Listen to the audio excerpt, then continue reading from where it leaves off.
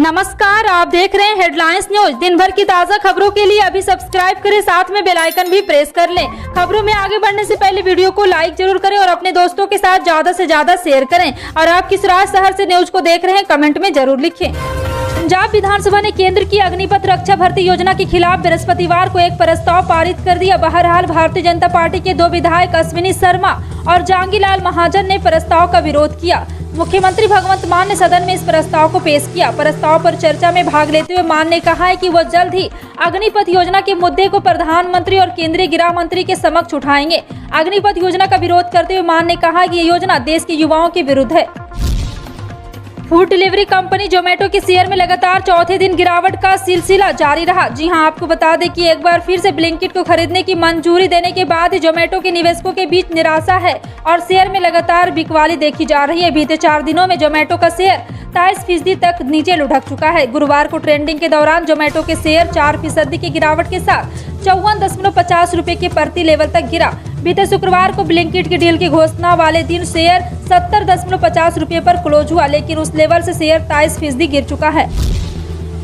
असदुद्दीन ओवैसी की party MIM के 4 विधायकों की RJD में बुधवार को एंट्री के बाद से ये कयास लगाए जा रहे हैं कि ऐसे में राजनीतिक में तेजी से सरगर्मियां हो गई है। आपको बता दें कि ऐसे में तरह तरह की अटकलें लगाई जा रही है। सबसे अहम सवाल मुस्लिम मतदाताओं को लेकर उठने लगा है। इस बात को लेकर चर्चा शुरू हो गई कि क्या मुस्लिम अब तेजस्वी यादव को साथ हो गए हैं। दरअसल बिहार की राजनीति 2 ध्रुवीय रही है, NDA और महागठबंधन। यहाँ दोनों की स्थिति मजबूत है। 2020 के विधानसभा चुनाव में दोनों के बीच हार जीत का फासला भी कुछ ही सीटों का रहा।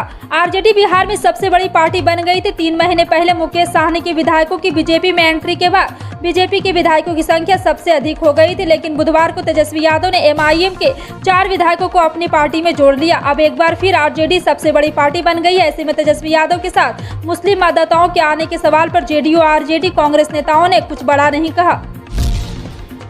जुलाई महीने की 18 तारीख से महंगाई एक बार चरम पर बढ़ती जा रही है। जी हां, आपको बता दें कि महंगाई का बड़ा झटका लगने वाला है। आम आदमी पहले ही महंगाई से परेशान है, लेकिन GST काउंसिल के फैसलों से महंगाई की ओर बढ़ने की संभावना है।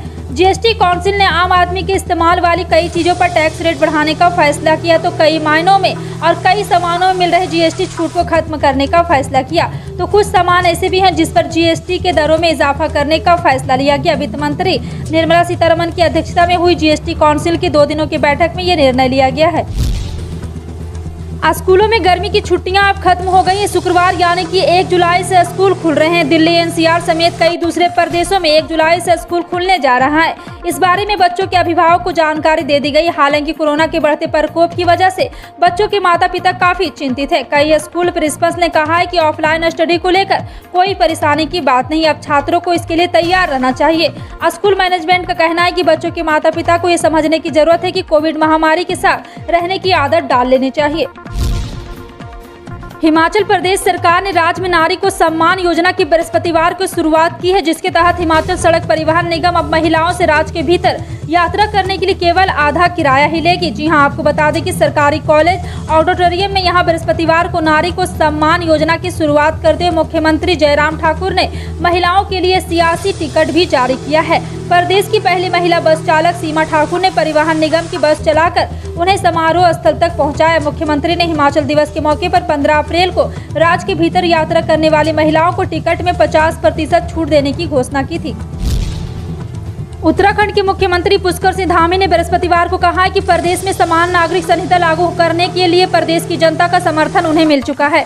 सरकार के 100 दिन का कार्यकाल पूरा करने के मौके पर सूचना विभाग द्वारा प्रकाशित पुस्तिका 100 दिन विकास के समर्पण और प्रयास के विमोचन करने के बाद धामी ने अपने संबोधन में कहा है कि उनके संज्ञान में आया है कि कुछ लोग उन्हें पत्र लिखने वाले हैं या कहने वाले हैं कि आप उत्तराखंड में समान नागरिक संहिता का कानून क्यों लाना चाहते हैं। बिहार सरकार में मंत्री रामसूरत राय ने विधानसभा मानसून सत्र के अंतिम दिन बड़ा ऐलान कर दिया। उन्होंने कहा है कि राज्य में मोदी नगर और नीतीश नगर बनेगा, जहां गरीबों के रहने की व्यवस्था की जाएगी। उन्होंने कहा है कि इन दोनों नेताओं ने गरीबों के हित में बहुत काम किया है, इसलिए गरीबों के लिए बनने वाली इन बस्तियों का नाम PM मोदी और CM नीतीश कुमार के नाम पर रखे जाएंगे। इस दौरान उन्होंने दोनों नेताओं की खूब तारीफ की और कहा है कि ऐसे व्यक्तियों के नाम पर अगर काम होगा तो बड़ी उपलब्धि की बात होगी। उन्होंने कहा कि मेरा मुख्यमंत्री और प्रधानमंत्री का सपना है कि राज्य के हर गरीब को जमीन और छत मिले। केंद्र की ओर से कुछ कर्मचारियों के पेंशन, फैमिली पेंशन और अन्य लाभों में संशोधन किया गया है। कार्मिक और पेंशनभोगी कल्याण मंत्रालय की ओर से एक परिपत्र जारी किया गया है, जिसके तहत 5th, 6th, 7th सेंट्रल पे कमीशन के कर्मचारियों के पेंशन के नियमों में बदलाव किया है। मंत्रालय ने अपने परिपत्र में कहा कि 1996 से पहले के पेंशन भोगी, 2006 से पहले के पेंशन भोगी, 2016 के पहले के पेंशन भोगी संशोधन किया गया है। केंद्र द्वारा पेंशन संशोधन के बारे में जानकारी देते हुए कार्यकाल ज्ञापन भी हो गया है कि कुछ पेंशन भोगियों की ओर से दी गई प्रिपरेशन और कुछ अदालती फैसलों के आधार पर व्यय विभाग के परामर्श से पेंशन नियमों में बदलाव हुआ है।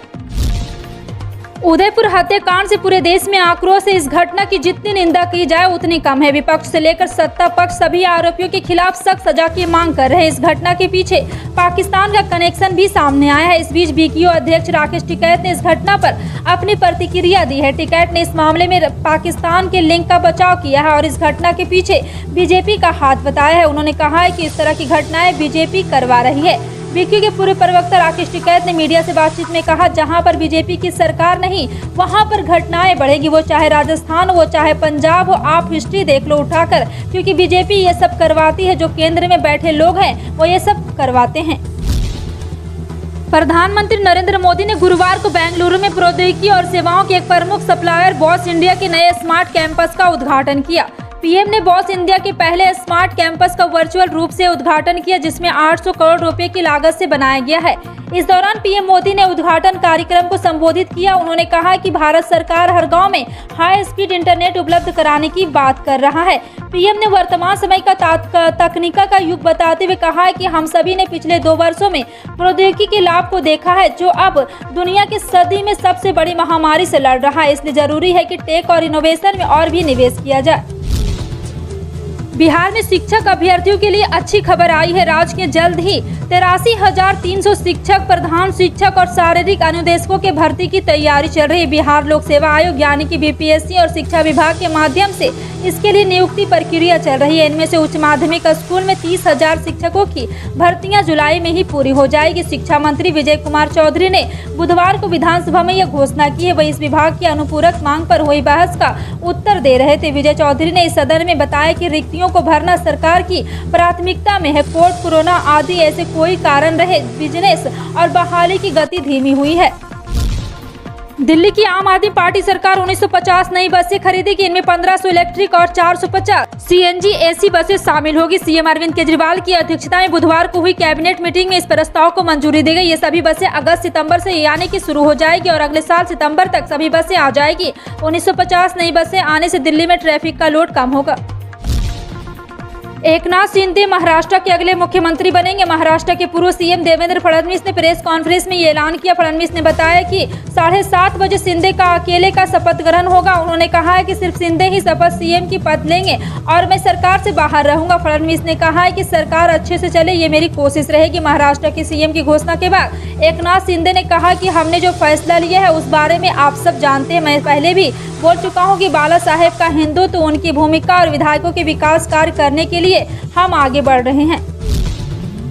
उत्तर प्रदेश की योगी सरकार ने मुफ्त राशन योजना को 3 महीने के लिए फिर से बढ़ा दिया है। अब सितंबर तक यूपी के 15 करोड़ लोगों को फ्री राशन मिलता रहेगा। इससे पहले यूपी में योगी सरकार की वापसी के बाद 26 मार्च को फ्री राशन योजना को 3 महीने के लिए बढ़ा दिया था। जून में यह अवधि समाप्त हो रही थी, जिससे फिर से बढ़ा दिया गया। मुख्यमंत्री योगी आदित्यनाथ ने अपने दूसरे कार्यकाल के 100 दिन पूरे होने के पहले प्रदेश के लोगों को एक बड़ा तोहफा दिया है। सीएम योगी आदित्यनाथ ने फ्री राशन स्कीम को 3 महीने और बढ़ाए जाने का ऐलान किया है। राजधानी दिल्ली में लंबे इंतजार के बाद झमाझम बारिश का दौर शुरू हो गया है। बारिश ने दिल्ली वासियों को पिछले दिनों से हो रही उमस से मुक्ति दिलाई है, लेकिन दूसरी ओर हमेशा की तरह जाम की समस्या भी पैदा हो गई है। मानसून की पहली बारिश में ही दिल्ली के बाहरी इलाकों में, हाईवे पर और शहर के भीतर जाम की स्थिति बन गई है। बारिश के बाद दिल्ली में जगह जगह जलजमाव के कारण शहरवासियों को विभिन्न परेशानियों का सामना करना पड़ रहा है। सड़क से लेकर उड़ान भी बारिश का असर देखने को मिल रहा है। प्रधानमंत्री नरेंद्र मोदी ने पीएम किसान योजना के तहत किसानों के खाते में 11वीं किस्त 2,000 रुपये 31 मई को ट्रांसफर कर दिए हैं। प्रधानमंत्री किसान सम्मान निधि स्कीम के तहत लाभार्थी किसान परिवार को हर साल 6,000 रुपये की वित्तीय सहायता दी जाती है, जो 2,000 रुपये की 3 समान किस्तों में दी जाती है। यह धनराशि सीधे बेनिफिकेशन के बाद बैंक अकाउंट में ट्रांसफर की जाती है। पीएम किसान योजना के तहत पहली किस्त 1 अप्रैल से 31 जुलाई के बीच में दी जाती है। आपको बता दें कि एक बार फिर से KYC को लेकर के पीएम किसान सम्मान निधि का बड़ा स्टेटस सामने आया है। महंगाई के मोर्चे पर आम लोगों के लिए आज भी राहत भरी खबर सामने आई थी। जी हां, आपको बता दें कि सरकारी तेल कंपनियों ने गुरुवार को 30 जून के लिए पेट्रोल और डीजल के दाम जारी कर दिए थे और तेल कंपनियों ने लगातार 41वें दिन आम लोगों को राहत देते हुए पेट्रोल और डीजल के दाम में कोई बदलाव नहीं किया, यानी कि आज भी तेल की कीमतों में स्थिरता है। जबकि अंतर्राष्ट्रीय बाजार में क्रूड ऑयल के दाम में तेजी का दौर बरकरार है और ब्रेंट क्रूड $110 प्रति बैरल के आसपास पहुंच गया है। देश में इस समय सबसे महंगा पेट्रोल महाराष्ट्र के परभनी में 114.38 रुपये प्रति लीटर बिक रहा है। वहीं सबसे महंगा डीजल आंध्र प्रदेश के चित्तूर में 100.30 रुपये प्रति लीटर बिक रहा है। आपका इन सभी खबरों पर क्या कहना है, कमेंट सेक्शन में टाइप करके जरूर बताएं। इसी तरह की पल पल की अपडेट जानने के लिए जुड़े रहें आप अपने हेडलाइंस न्यूज के साथ। मिलते हैं अगली बड़ी खबर में, तब तक के लिए जय हिंद।